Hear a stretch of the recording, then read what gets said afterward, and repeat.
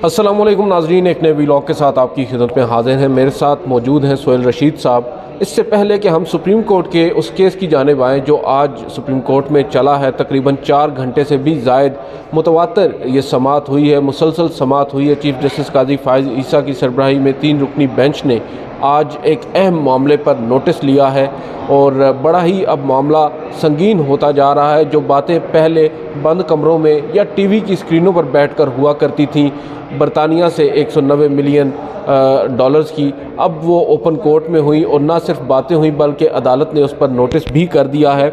इससे पहले आते हैं नवाज़ शरीफ साहब पर। जिस तरह उनको अब बज़ाहिर नज़र ये आ रहा है कि रियासत पाकिस्तान एंटरटेन कर रही है एक ऐसे शख्स को जिसको अदालत ने क्या करार दे रखा है सर? अदालत ने इश्तिहारी करार दे रखा है और उनको अब रियासत पाकिस्तान फुली एक तरह से कह सकते हैं कि उनको सहूलतकारी उनकी कर रही है।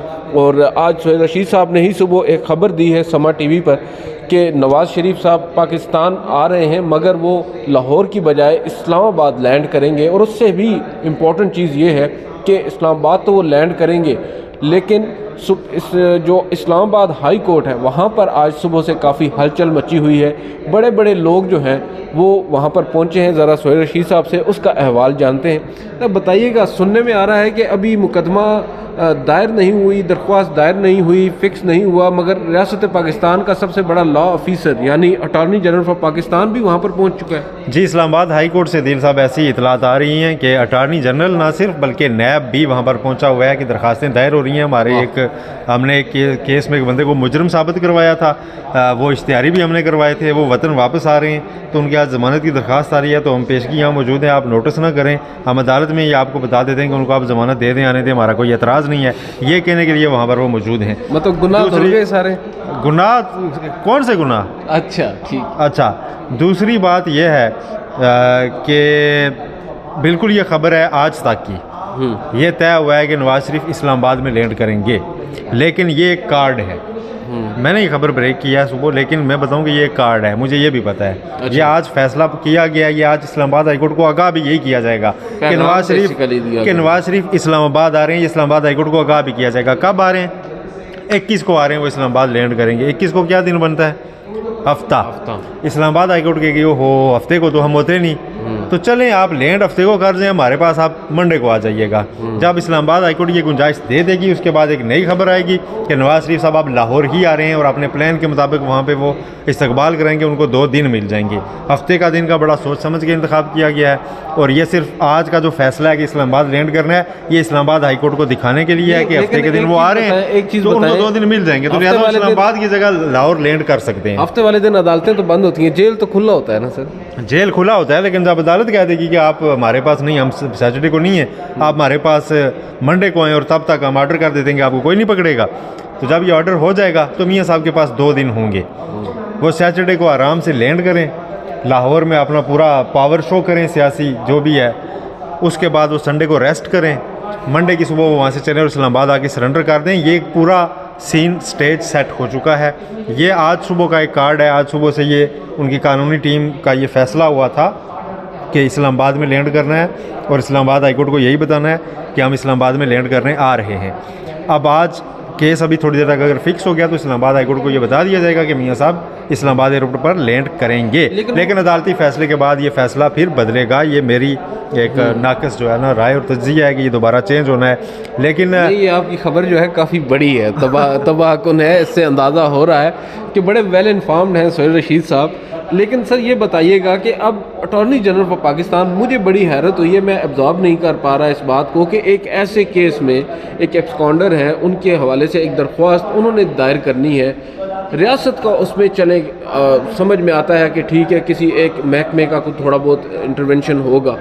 अटॉर्नी जनरल ऑफ पाकिस्तान रियासत का सबसे बड़ा लॉ ऑफिसर है, वो क्यों कर खुद ज़ाती हैसियत में वहाँ पहुँच चुके हैं? देखें, वो अदालत को बताएंगे कि क्यों वहाँ पर पहुँचे हैं। हो सकता है वो क्या मैं वैसे आया हुआ था और मैं ये मौजूद था, तो ये कोई ऐसा बहाना हो सकता है। लेकिन एक चीज़ को आप कंपेयर कर लें, नवाज़ शरीफ साहब का आज इस बार वतन वापस आना और 2018 में सज़ा होने के बाद वापस आना एक सा है, दोनों का स्टेटस एक सा है। तब भी अदालत से वो मुजरम डिक्लेयर हुए थे तो आए थे, आज भी वो बतौर मुजरम वापस आ रहे हैं सज़ा याफ्ता, जिन्होंने जेल जाना होता है। तो तब उन्होंने आते हुए तो इस्लामाबाद हाई कोर्ट से या किसी अदालत से ज़मानत तो नहीं मांगी थी कि जी मैं आऊँगा, उन्हें पता था मैं एयरपोर्ट से उतरूँगा, मेरा स्टेटस एक मुजरम का होना है, मैंने जेल जाना है। वो बैठे थे और जेल चले गए थे।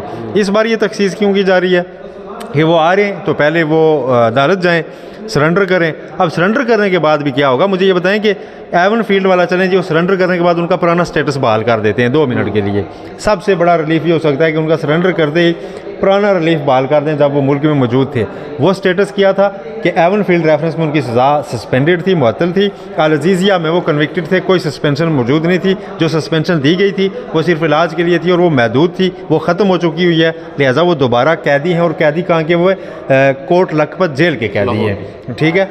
तो उन्होंने वापस असूलन जो है किसी भी बंदे ने रिलीफ लेने के लिए सज़ा याफ्ता ने पहले सरेंडर करना होता है, फिर रिलीफ के लिए आना होता है। यहाँ पहले रिलीफ के लिए आया जा रहा है कि हम सरेंडर करना चाहते हैं, हमें बचाएं। उल्टी गंगा बह रही है, लेकिन ये पाकिस्तान में बहा करती है और तवक्को भी यही की जा रही थी, तो हो भी यही रहा है। तो मियाँ साहब कल को कह सकते हैं कि आपने मुझे कौन सा सज़ा बड़े सीधे प्रोसेस से दी थी कि मैं उसे बड़े सीधे प्रोसेस से भुगतूँ। जिस प्रोसेस से आपने मुझे सज़ा दी थी उस प्रोसेस से मैं उसे भुगत रहा हूँ, कोई मसला नहीं है। अच्छा नाज़रीन, ये तो बड़ा खूबसूरती के साथ उन्होंने डिफ़ाइन किया है, लेकिन इससे भी इम्पॉर्टेंट, इसमें तो जो डेवलपमेंट होगी कुछ देर में आप तक आ जाएगी, लेकिन इससे भी बड़ी एक डेवलपमेंट सुप्रीम कोर्ट में इस वक्त हुई है। जस्टिस काजी फ़ाइज़ ईसा साहब ने आज जो बैरियर टाउन है उसके ऊपर कुछ सवालात उठाए हैं और अदालती उस बेंच के ऊपर सवालात उठाए हैं जो कुछ अरसा कबल तक सुप्रीम कोर्ट में समाअत करता रहा और जिसके एक फ़ैसले की बुनियाद पर एक मुआहदा हुआ और उस मुआहदे में कुछ रकम जमा करवाना थी बैरियर टाउन कराची को, और वो रकम भी जमा नहीं करवाई जा सकी। चीफ जस्टिस ने आज सबसे पहले तो अपने ही जो एक खुदकुश हमला है सुप्रीम कोर्ट पर ही किया है कि एक उस तरफ बढ़ने से पहले आपको एक और खबर दे दूं, जो हम कह रहे थे इस्लामाबाद लैंड करने का बताया जाएगा। दरख्वास्त में ये कह दिया गया इस्लामाबाद हाई कोर्ट में कि 21 अक्टूबर को नवाज शरीफ इस्लामाबाद लैंड करेंगे। तो आपकी खबर की तस्दीक हो गई है। अब आगे बढ़ते हैं वो। अच्छा नाज़रीन, ये सोहेल रशीद साहब की आज सुबह की खबर थी, इन्होंने ब्रेक की है सुबह समा न्यूज़ पर, तो वो अब इनकी खबर की एज आप कह सकते हैं कि तस्दीक हो गई है तहरीरी शक्ल में। अब आते हैं उस केस की तरफ, बैरियर टाउन का जो केस है इसकी सिग्निफिकेंस काफ़ी ज़्यादा है। आप सबको मालूम है, हमें मालूम है, जो मलिक रियाज साहब हैं वो एक ऐसी शख्सियत हैं जिनके बारे में कहा जाता है कि वो रियासत के लाडले हैं, वो favourite child of the state हैं। और अब जो कुछ अरसे से हम देख रहे हैं उनका वो जो फेवरेटिज़म का जो एक उनके ऊपर था वो ख़त्म हो रहा है, और अब उनके ऊपर भी वो भी ज़ेर अताब हमें नज़र आ रहे हैं। बिलखसूस आज की जो समाअत है इसके बाद तो कम से कम मुझे यही लग रहा है कि जो मलिक रियाज हैं या बैरियर टाउन है वो अब शायद रियासत की उसमें इतनी दिलचस्पी नहीं रही और उनसे अब वो जो छतरी थी वो छिन सी गई है। सोहेल रशीद साहब, मेरे आने से पहले आप केस को कवर कर रहे थे, मैं थोड़ा सा लेट पहुंचा था, ज़रा बताइएगा। एक तो चीफ जस्टिस ने आज उस बेंच के ऊपर भी एतराज़ उठाया है जो इस केस में बना था पहले माजी में, उसके हवाले से ज़रा बताइएगा। देखें, ये जो आज सारा मामला था ये इसलिए ज़्यादा लाइमलाइट में आज ज़्यादा आया हुआ था। मामला तो ये पुराना ही है कि बैरियर टाउन ने पैसे सुप्रीम कोर्ट में जमा करवाने, बदले में मलिक डेवलपमेंट अथॉरिटी ने इनको ज़मीन देनी है, जो सुप्रीम कोर्ट से एक फ़ैसला पहले हुआ होगा उसकी रोशनी में। लेकिन अब मामला ये है कि बैरियर टाउन कह रहा है कि हमें मलिक डेवलपमेंट अथॉरिटी पूरी ज़मीन मायदे के मुताबिक नहीं दे रही, लिहाजा हम भी बाकी पैसे जमा नहीं करा रहे। और यही वजह है कि 2022 के बाद से सुप्रीम कोर्ट में कोई किस्त जमा नहीं करवाई, और मलिक डेवलपमेंट अथॉरिटी का ये मौक़िफ़ है कि बैरियर टाउन चूँकि रकम नहीं जमा करा रहा तो ये डिफ़ॉल्ट कर चुका है।